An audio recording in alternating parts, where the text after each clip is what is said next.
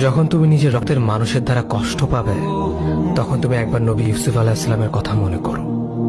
তিনি কিভাবে নিজের ভাইয়ের দ্বারা প্রতারিত হয়েছিল।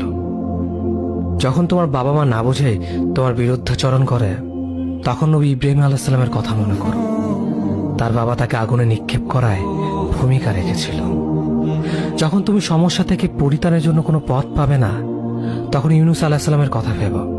তিনি কতটা সময় তিমি মাছের পেটে আটকা পড়েছিল।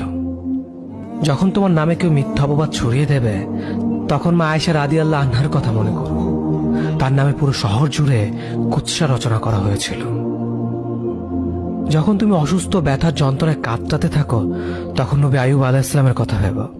তিনি ভয়ঙ্কর এক ভাইরাসজনিত রোগে আক্রান্ত হয়ে তোমার থেকে বেশি কষ্ট পেয়েছিল। যখন তুমি দিনের কোনো বিধান নীতিতে যুক্তি খুঁজে পাও না, তখন নবী নূহ আলাইহিস সালামের কথা ভেবো। তিনি কোনো প্রশ্ন ছাড়াই মরুভূমিতে নৌকা তৈরি করেছিল।